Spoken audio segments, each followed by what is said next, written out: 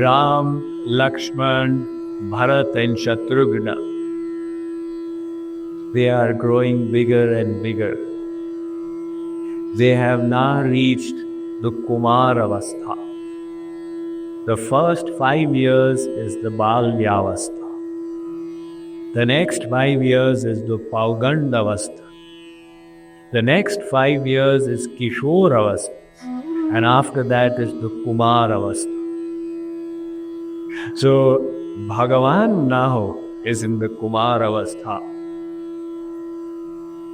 Vishwamitra now enters the Katha.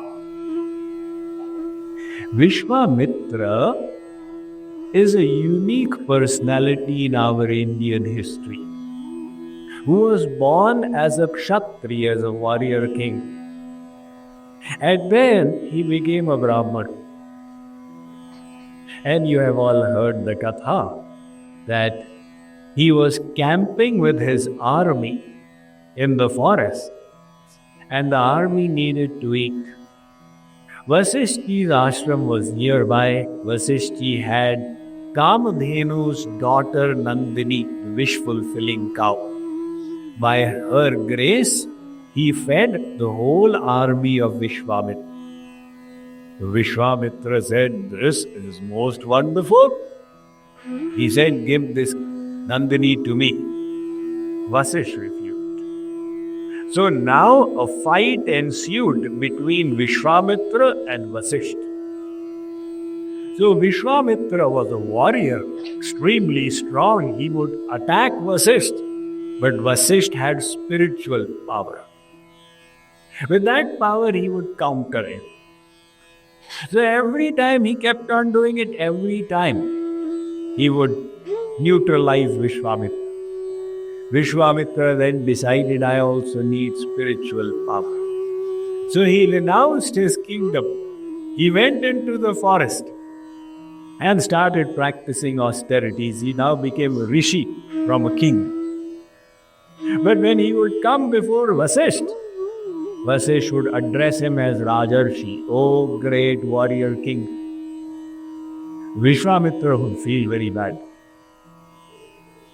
So once, Vishwamitra decided, all right, I will go and kill him at night. So he took his harsa and went to the hut where Vasisht and Arundhati were sitting. It was night time.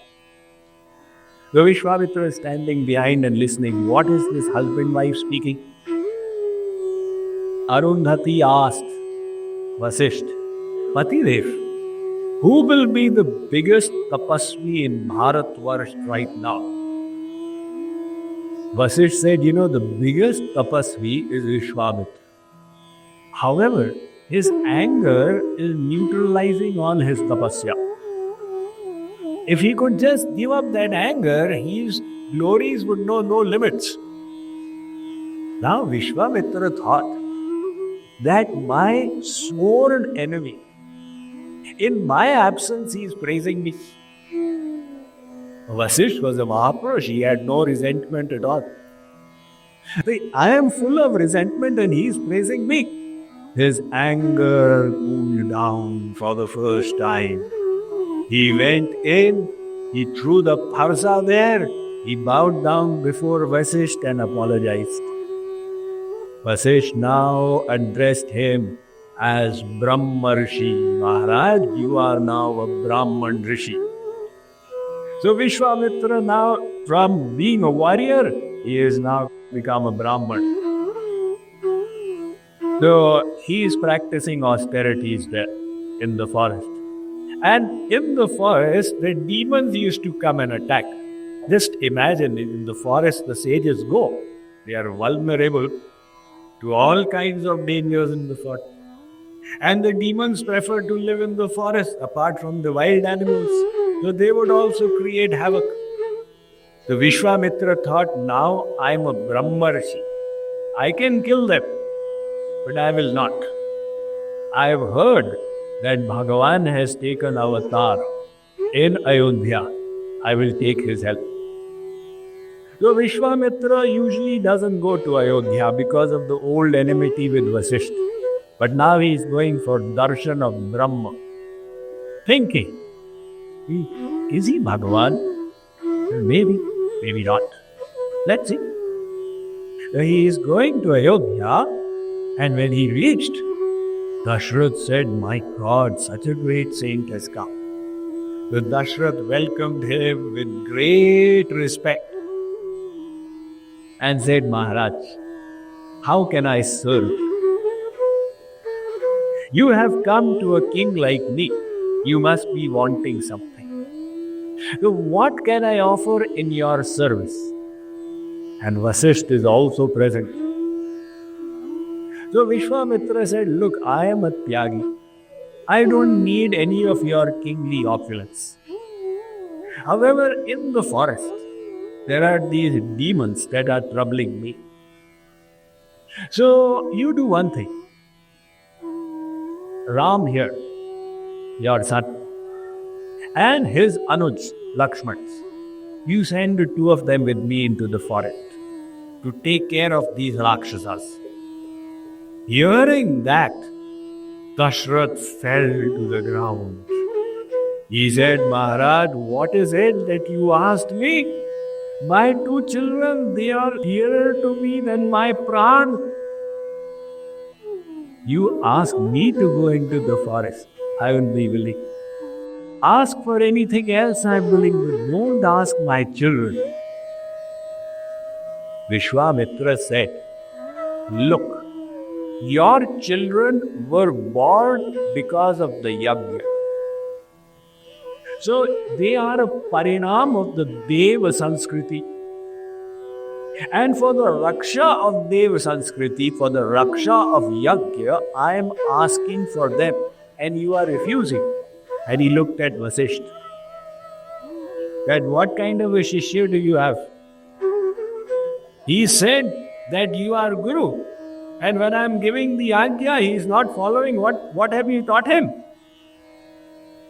Vasishtha said to Dashrath, "Look, don't meddle around like this. He has given the Ajna, your dharma is to follow it, because you only said, 'Gurudev, what Ajna do you have?' Now you should not disobey. Parinam will not be nice."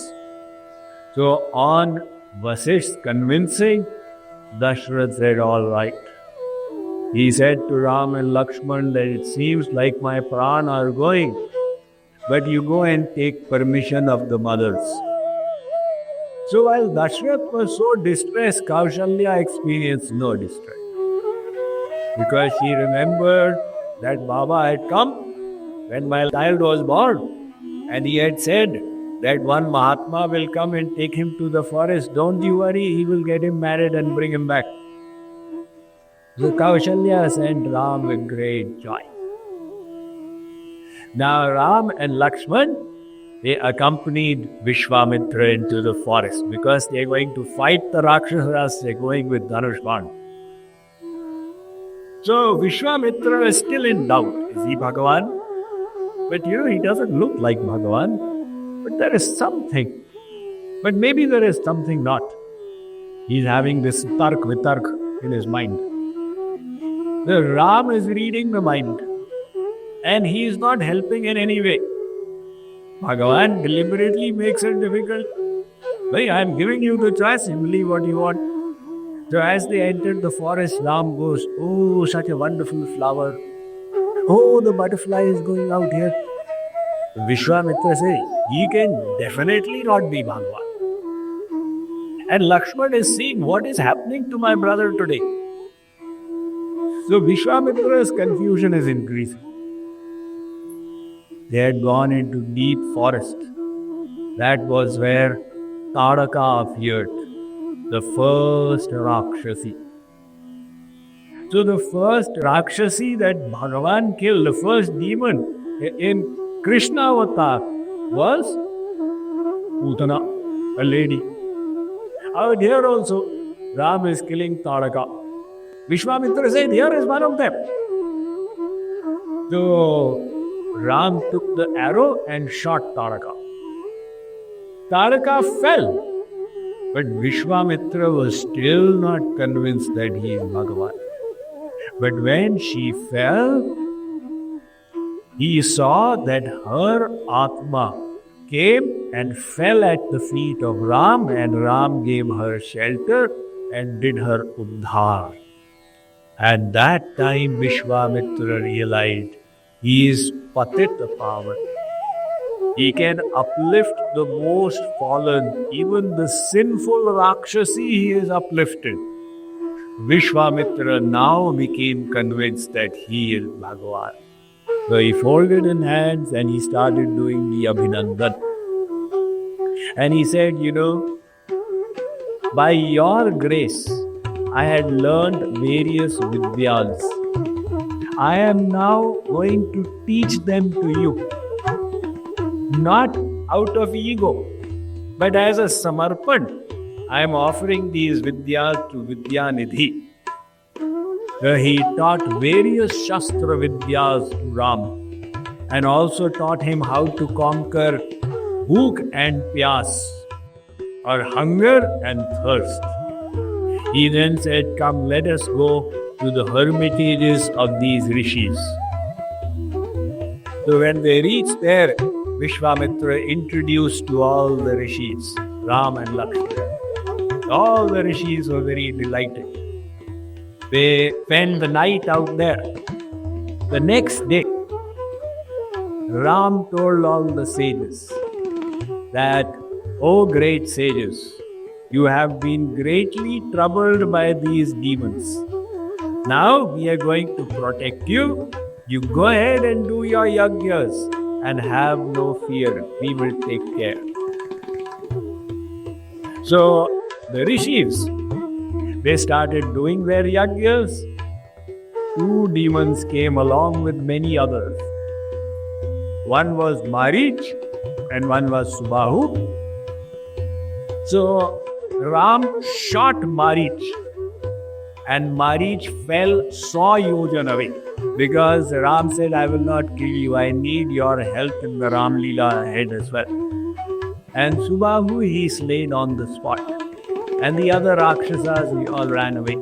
So all the yagyas, etc. were properly completed. Vishwamitra said, the reason I had called you is over.